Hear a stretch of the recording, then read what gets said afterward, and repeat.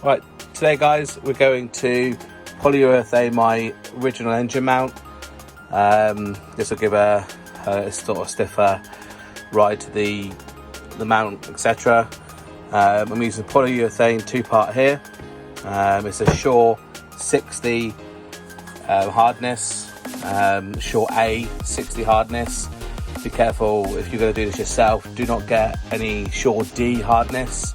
That's like, that's pretty much plastic. So Shore A hardness is the one you need to get and look out for. This is the one that I've gone for. It's like a casting rubber, and it's a 60 A60, Shore A60. So what that means is that its hardness is around the same as a watch rubber band, watch band rubber. And what that's going to do is hopefully give enough flex in the mount so that I don't get excessive vibrations in the car, but it stiffens the original engine mount up significantly enough that it basically takes all the slop out. So it's a 2-part formula. We're going to mix these up 1 to 1. We're going to pour it into the mould, into the gaps and the recesses into here. Let it set as about a 5-minute pot life and 120-minute cure time. So once it's set, then we can put it back onto the car within a relatively short time. And that should reduce some of the slop. If we just give you an example of the amount of movement we've got in here. I can't really, hold on. So there's quite a lot of movement you can do with a bit of force, and believe me, it gets a lot of force when it's in the car. So all we're doing is basically filling the gaps up so it becomes a solid urethane mount. And you'll see on the bottom I've got a HPA solid urethane mount as well. So with them two together, basically should be a fairly solid mount for the car. It should stop a lot of the swinging and throwing of the engine. And if it works out well, I'll be doing my engine and transmission mount. So stick around for a video, subscribe, like this video if you want to see more content. And yeah, we'll let's get cracking. I'll take you through the process and show you how I do it, and then you can follow along and do it yourself if you want to. Right, so I've just removed the HPA polyurethane bush. This is actually a really good bush, but it costs quite a lot of money. It's around £130 or so in the UK. I think you have to get imported from Canada, I think. They come out really easy, unlike the original amounts. So what we're going to do, we're going to clean this up, the original mount. We're going to get rid of all of the bits of rubber you can see in there. So I'm going to shine a light for you. See the bits of like moulding rubber where it kind of hasn't, like formed properly. So we're going to clean that off, clean it up with a brake cleaner, and seal one edge. Once we've sealed one edge, then we can go ahead and mix the urethane and pour it in there. And fingers crossed it all works.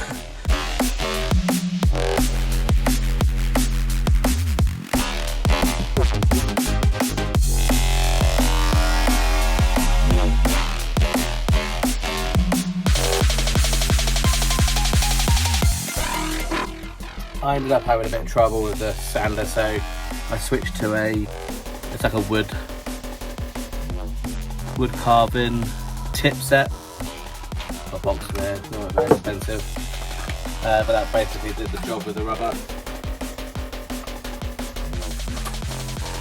So I don't know if you're going to be able to see. I'll try and show you anyway.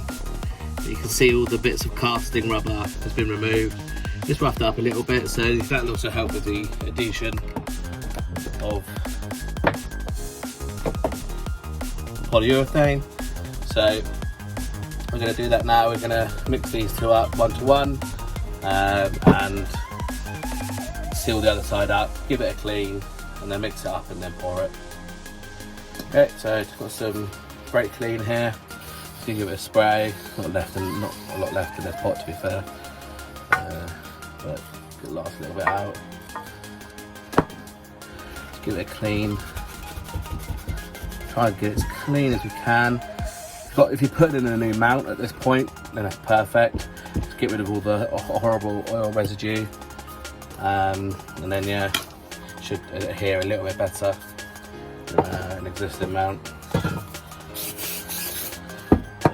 These mounts are horrendous to put new ones in on. This is actually a new mount that I had to cut to get in there. It doesn't cause any problems while it's been in there. It runs fine as well, but I just couldn't get it to seat properly, so when I was doing it, actually started to crack, so I cut 1 mil out of it and pressed it in there, and it fits absolutely fine.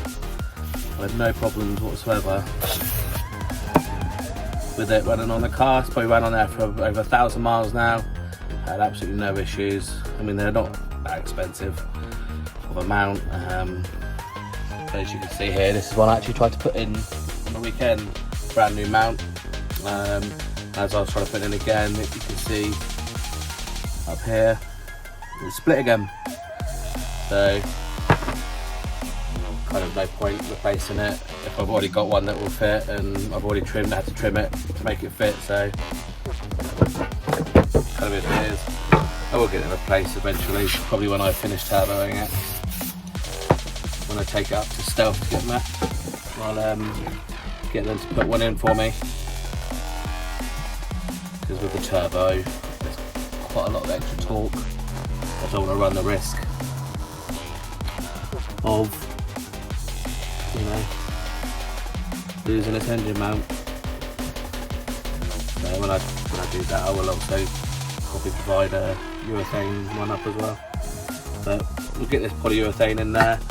I've seen a couple of people on YouTube do it before, not specifically to this mount, not specifically for the VR6, but I've seen it for other vehicles, and I think the biggest problem people face is they get too hard of a shortness on their polyurethane. I think the most you're really going to want to go up to is probably a shortness of 80. I think 80 you'll get, it's probably, you know, it's probably about the same as this mount, maybe a little bit less, but if you do too much you'll get really bad vibrations.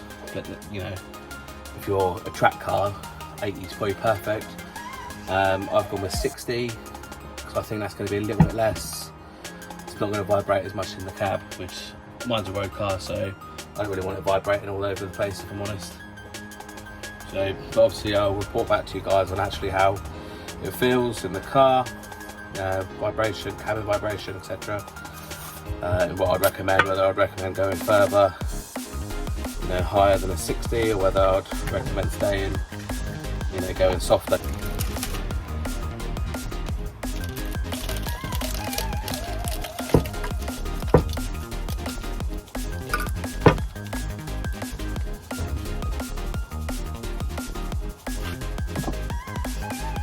So I managed to find this aluminium tape. I can't remember what I bought it for. It's effectively aluminium but in a roll and with adhesive backing. You can use anything here, guys. I mean, I'd probably recommend duct tape if I had it. So I just found this stuff in the cupboard, so hopefully this will work.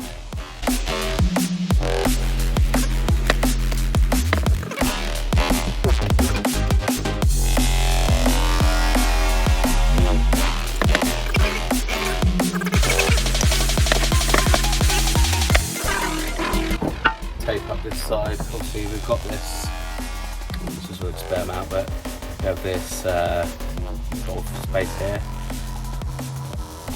which, to be fair, I mean, there's not a lot of space there, but you know, without it sort of hitting that, it's going to hit this piece here because it's two separate. So it's not actually super critical that it gets them in there. I would kind of like some in this part here. I'd like some in there. So I'm going to try and see if I can tape this up here and here. See if I can get some in there for that. 2,000 years later.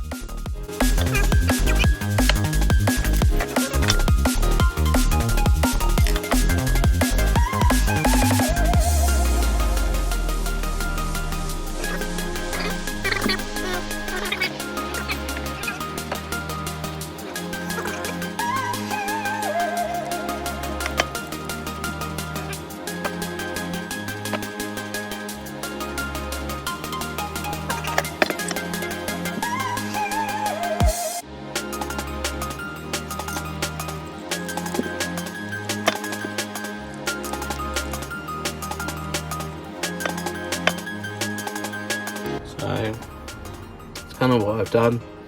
I really hope that that will block anything from coming into the centre. Yeah, we'll see. So we'll mix up some resin and let's have a look.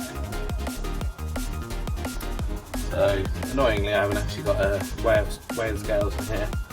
Otherwise, I would measure this out, but I'm just going to do it by eye. I think shouldn't be too difficult. We'll see.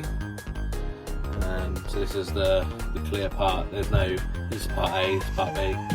But I don't think it matters which part you order. You order what part you put in first. So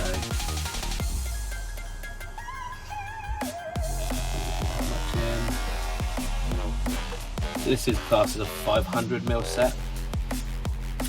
That's plenty to do this mount. Wonder whether it's enough to do all the mounts or not. I don't know. But we'll find out, and I'll obviously let you guys know.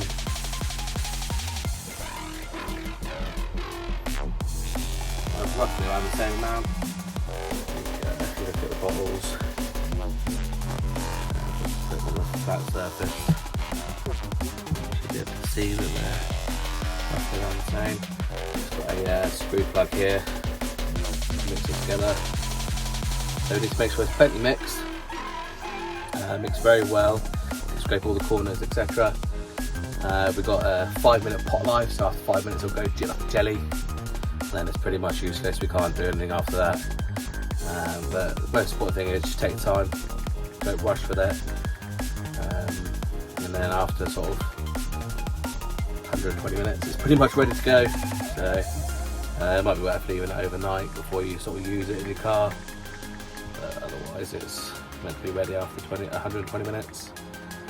A good 2 hours cure time. Now, you can see it goes like a clear colour.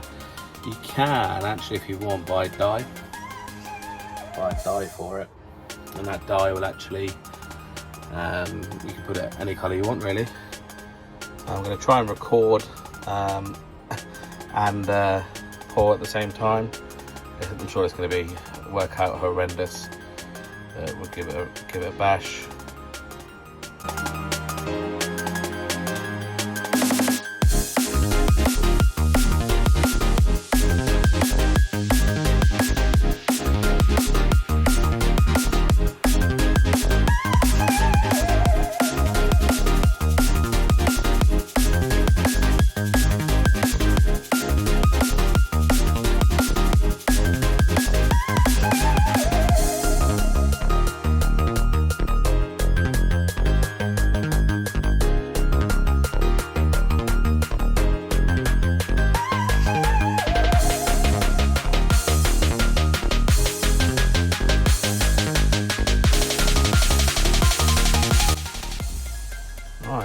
I think that's it then.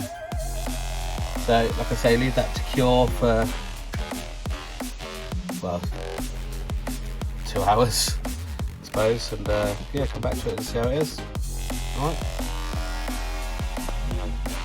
So this is about, I'd say 10 minutes into it. So still soft enough to leave a fingerprint, but it's not going anywhere. You can see the one in the pot left over. It's not going anywhere. It's tacky.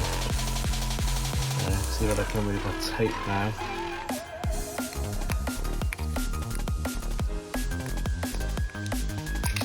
We'll see how good my sealing job was. Well, I'm certainly happy that came off. So I've got a bit of the bolt hole, which ain't ideal. But it's still soft enough that I can break it up. Let me put it on the tripod and I'll. So it's been a couple of hours now. It's fully dry, it's cured. It's a little bit softer than I would have hoped. I'm hoping that it's not going to make much difference. Let's have a test on how much movement there is.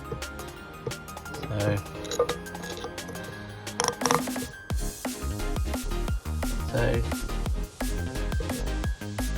it's a little stiffer than it was before. Don't know how by much though.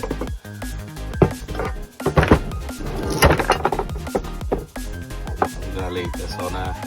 It's stuck to it, so leave it on there. It's definitely reduced the movement. Like I say, I don't know how much by. I think if you were to do this, but it's the right product to get, maybe go for an 80 instead of a 60. I think if you want comfort, probably go with a 60. If you want, you know, more of a harder, you know, less slop, less back and forward motion, go with an 80, a short A80. But I'm going to put it in the car now. Been a couple of hours since I did it. I'm going to put it in the car now. I've finished the flex joint, that's all bolted up. So I will give you some feedback when I've tested it. Alright?